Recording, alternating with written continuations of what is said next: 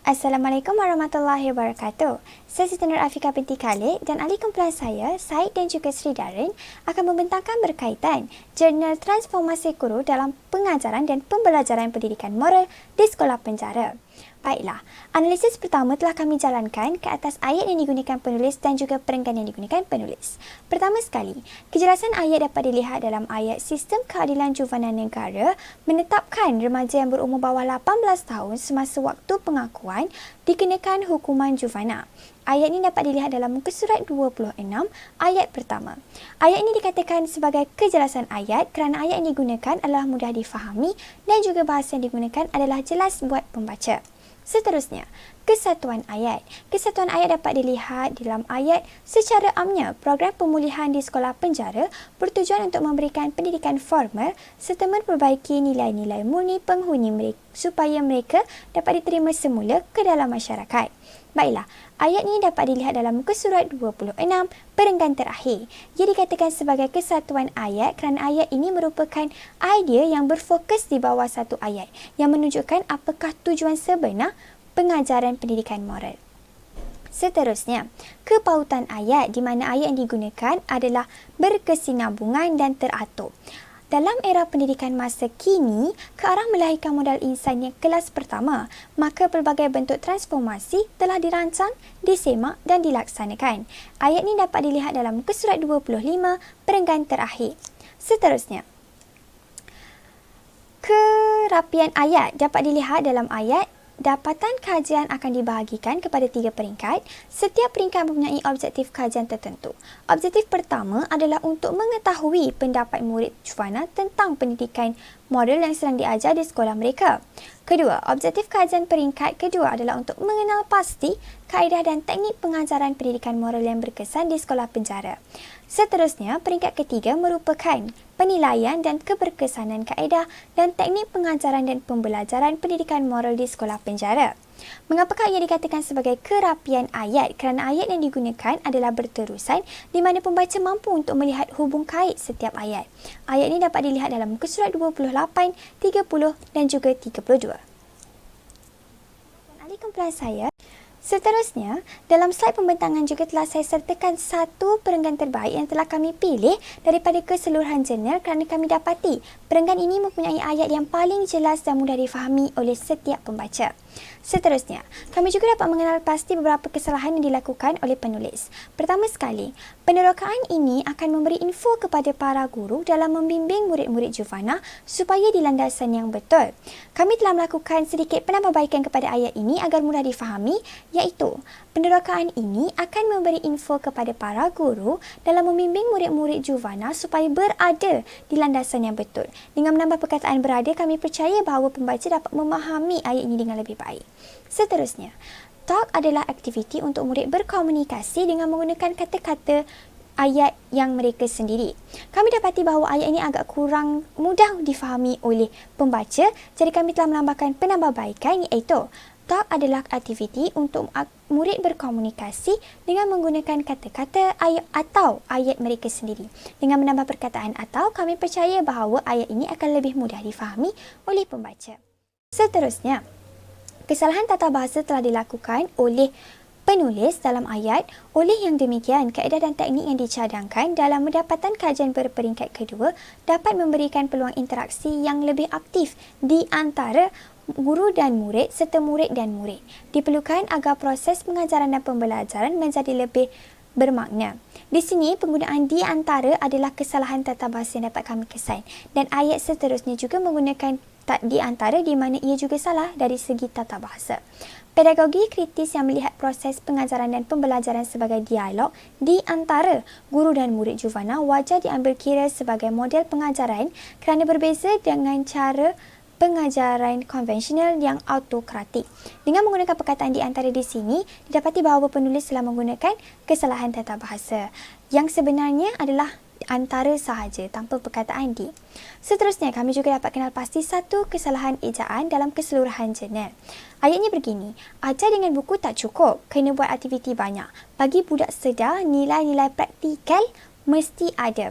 Di sini praktikal dieja dengan PRAKTIKEL dan mana ejaan sebenarnya adalah praktikal. praktikal, iaitu Praktikal. Di sini kami dapati bahawa penulis telah melakukan kesalahan ejaan ketika menulis jurnal di bahagian ini. Saya serahkan pula kepada ahli kumpulan saya yang kedua. Bismillahirrahmanirrahim. Seterusnya saya akan membentangkan tentang penggunaan penanda wacana dalam jurnal yang telah kami pilih. Sebelum itu, marilah kita imbas kembali apakah itu penanda wacana. Penanda wacana ialah perkataan atau rangkaian perkataan yang berfungsi untuk menghubungkan sesuatu idea, hujah dan pandangan seseorang semasa menulis atau berucap.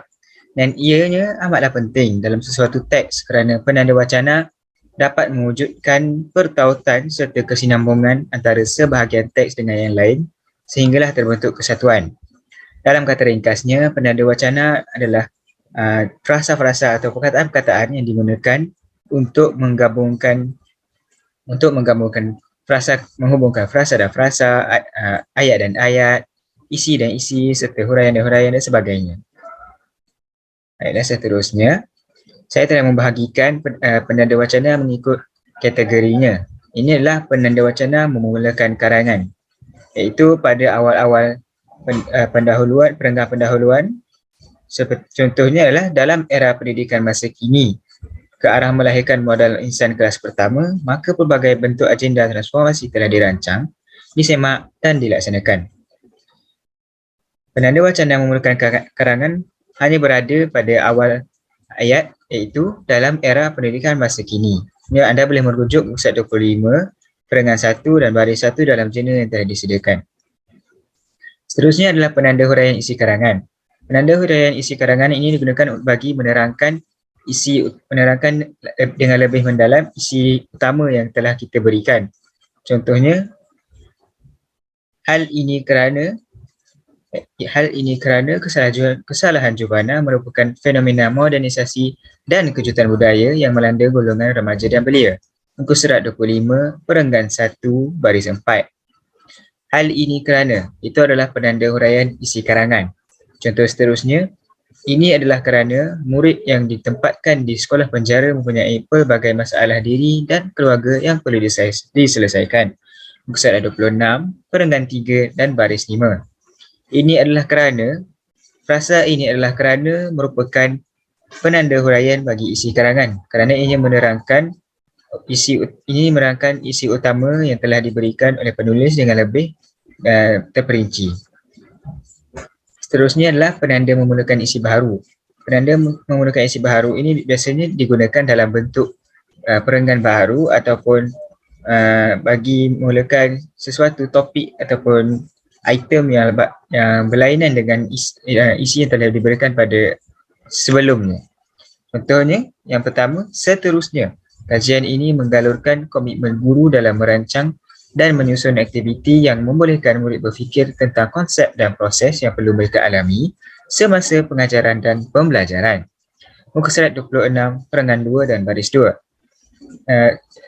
Contoh yang seterusnya juga adalah menggunakan penanda isi baharu seterusnya. Penanda wacana seterusnya ini digunakan untuk menunjukkan bahawa kita sedang beralih ke arah sesuatu perkara yang baru ataupun subtopik yang baru dalam apa yang dipelajari. Seterusnya adalah penanda memberikan contoh. Seperti ayat ini adalah sebagai contoh, terdapat murid yang perlu menghadiri sesi mahkamah yang kerap dan agak panjang kerana melibatkan hukuman mandatori iaitu gantung sampai mati. Muka surat 26, perengan 3, baris 9. Sebagai contoh, itu adalah frasa ataupun ayat ataupun penanda wacana yang digunakan untuk menghuraikan contoh yang ingin kita berikan semasa dalam perbincangan ataupun penulisan. Contoh-contoh yang lain adalah misalnya, tamsilannya, seperti, sebagaimana dan yang lain-lain. Seterusnya adalah penanda wacana menulis dua huraian dalam satu ayat. Contohnya, penelitian dan pembincangan ke atas senario permasalahan jenayah di Malaysia dari segi trend adalah membimbangkan masyarakat secara keseluruhannya, sekaligus menjejaskan kualiti hidup penduduk. Muka surat 26, perenggan 1 dan baris 6. Sekaligus. Perkataan sekaligus ini adalah penanda wacana yang kita gunakan untuk menghuraikan atau menerangkan dua perkara yang berkaitan dengan isi yang dibincangkan dalam satu ayat. Seterusnya, kesesuaian penggunaan penanda wacana. Dalam jurnal yang telah dikaji, penanda wacana yang digunakan adalah sesuai ataupun keseluruhan semuanya adalah sesuai dengan struktur perenggan serta isi yang diberikan oleh penulis. Maksudnya, penanda wacana yang digunakan oleh penulis bersesuaian dan menepati ayat-ayat yang ditulis olehnya.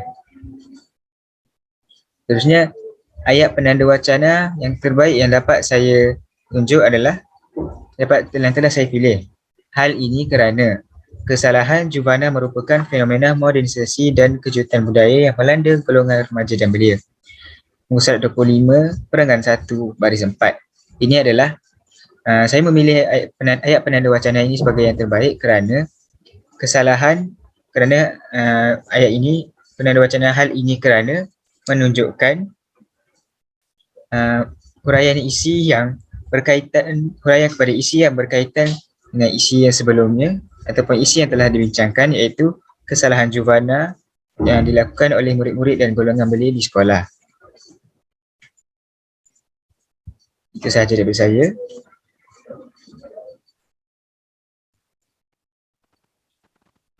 Baiklah, saya akan menerangkan tentang cara rujukan yang salah dalam jurnal ini. Cara rujukan salah yang pertama adalah penggabungan rujukan. Penulis jurnal ini telah menggabungkan dua penulis dari dua tahun yang berbeza untuk menghasilkan rujukan di dalam teks, iaitu Darul Salam Budin tahun 2014 dan Kementerian Pelajaran Malaysia tahun 2012. Mengikut APA edisi 7, perkara ini tidak dibenarkan dan dianggap salah. Kesalahan yang kedua adalah kesalahan tahun. Penulis telah menggunakan nama penulis yang sama tetapi menggunakan tahun yang berbeza untuk menghasilkan rujukan di dalam teks dan bibliografi. Sebagai contohnya, penulis telah menyatakan bahawa pernyataan yang terdapat dalam slide telah dinyatakan oleh Marzuki Muhammad Yassin pada tahun 2011 tetapi menggunakan tahun 2016 di dalam bibliografi. Kesalahan yang ketiga adalah penggunaan rujukan dalam teks tetapi tiada rujukan di bahagian bibliografi. Mengikut contoh-contoh pernyataan di sini, penulis tidak meletakkan rujukan yang terdapat di dalam bahagian bibliografi. Sebagai contohnya, penulis telah meletakkan Milano dan Ullius tahun 1998 di dalam teks sebagai rujukan, tetapi tidak meletakkan rujukan tersebut di bahagian bibliografi. Kesalahan yang keempat adalah kesalahan rujukan di bahagian bibliografi.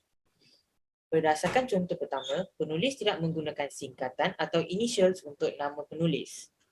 Mengikut APA edisi 7, penulis perlu menggunakan singkatan untuk nama penulis di bahagian rujukan dan bibliografi. Penulis juga telah melakukan kesalahan dari segi font. Penulis perlu menggunakan font italik untuk tajuk atau subtajuk sebuah jurnal atau novel atau artikel di bahagian rujukan di bibliografi.